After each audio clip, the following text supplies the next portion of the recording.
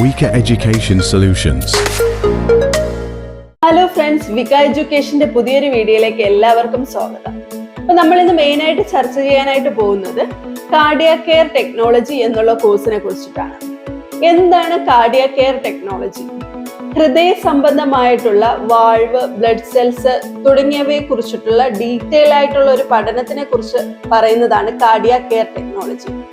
ഇത് ആർക്കൊക്കെ പഠിക്കാനായിട്ട് സാധിക്കും? BSc കാർഡിയാക് കെയർ ടെക്നോളജി പഠിക്കാനായിട്ട് സാധിക്കുന്നത് ഫിസിക്സ്, കെമിസ്ട്രി, ബയോളജി 50% മാർക്കുള്ള സ്റ്റുഡൻസിനാണെങ്കിൽ ഈ ഒരു കോഴ്സ് പഠിക്കാനായിട്ട് സാധിക്കും. ഇനി ഹ്യൂമാനിറ്റീസ്, കൊമേഴ്സ് പോലെയുള്ള കുട്ടികളാണെങ്കിൽ അവർക്ക് ഡിപ്ലോമ കാർഡിയാക് കെയർ എടുക്കാം. അതിനുശേഷം ഡിഗ്രി ലെവലിലോട്ട് നമുക്ക് പോകാനായിട്ട് സാധിക്കും.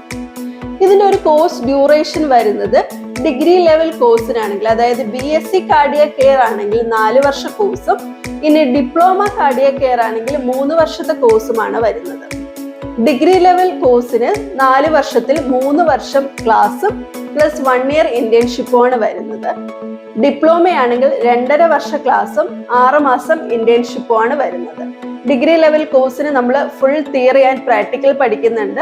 ഇനി ഡിപ്ലോമയാണെങ്കിൽ 80% പ്രാക്ടിക്കലാണ് നമ്മൾ പഠിക്കുന്നത്, ബാക്കി തിയറി പാർട്സ് ആണ് നമ്മൾ പഠിക്കുന്നത്. തിയറി വളരെ കുറച്ചാണ് പഠിക്കുന്നത് ഡിപ്ലോമയാണെങ്കിൽ. ഡിഗ്രി ആണെങ്കിൽ നമ്മൾ രണ്ടും ഈക്വൽ ആയിട്ട് ഒരേ ലെവലിലാണ് പഠിക്കുന്നത്. കാർഡിയാക് കെയറിന്റെ അഡ്മിഷൻ പ്രോസസ്സിംഗ് വരുന്നത്, കേരളത്തിൽ അഡ്മിഷൻ നോക്കുന്ന കുട്ടികൾക്ക് LBS ത്രൂ ആണ് അലോട്ട്മെന്റ് നടക്കുന്നത്. +2ന്റെ റിസൾട്ട് വന്നതിന് ശേഷം LBS ആപ്ലിക്കേഷൻ വിളിക്കും.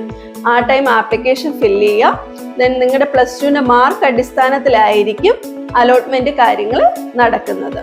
ഇനി കേരളത്തിന് പുറത്താണെങ്കിൽ നിങ്ങളുടെ +2 മാർക്ക് ബേസ് ചെയ്തിട്ട് കോളേജുകളിൽ നിങ്ങൾക്ക് അഡ്മിഷൻ എടുക്കാനായിട്ട് സാധിക്കും.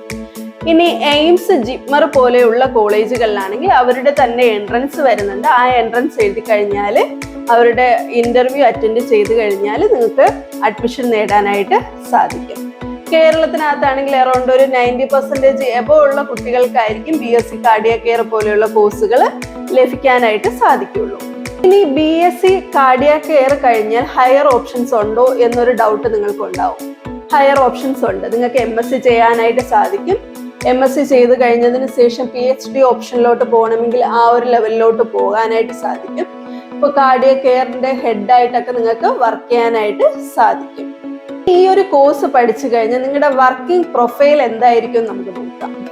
നിങ്ങളുടെ ഒരു വർക്കിംഗ് പ്രൊഫൈൽ വരുന്നത് കാത്ത് ലാബുകളിൽ കാർഡിയാക് ടെക്നീഷ്യൻസ് ആയിട്ടായിരിക്കും നിങ്ങൾ വർക്ക് ചെയ്യേണ്ടി വരുന്നത്.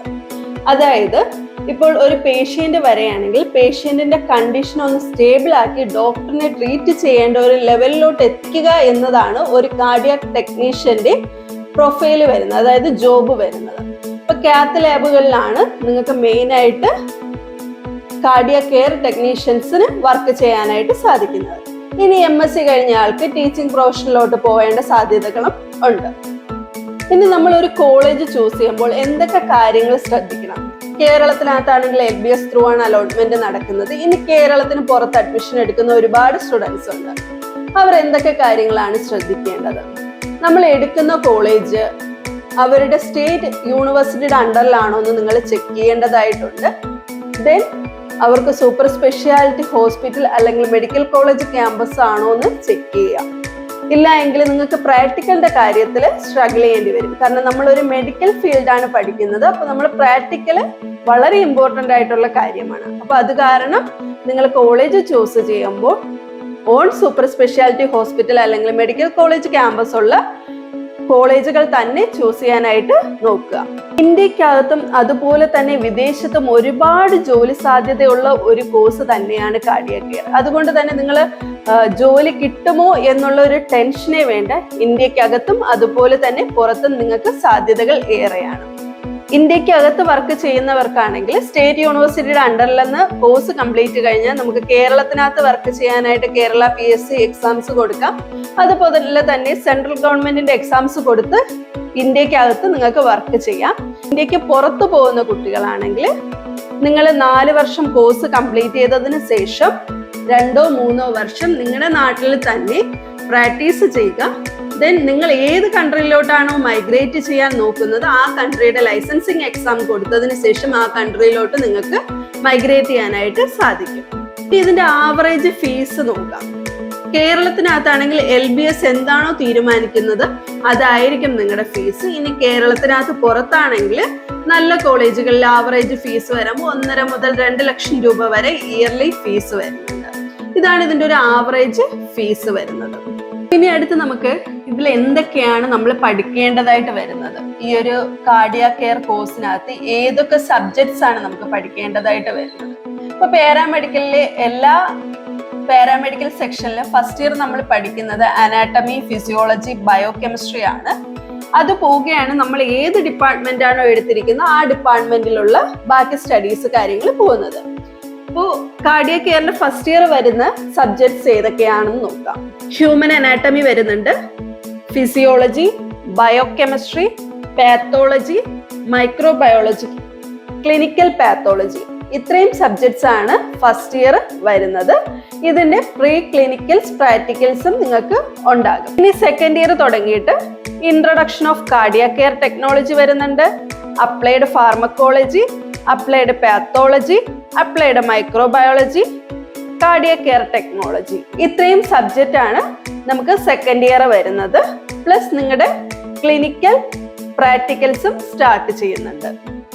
ഇനി ഫൈനൽ ഇയർ തേർഡ് ഇയർ വരുമ്പോൾ cardiac care technology applied, cardiac care technology clinical, cardiac care technology advanced.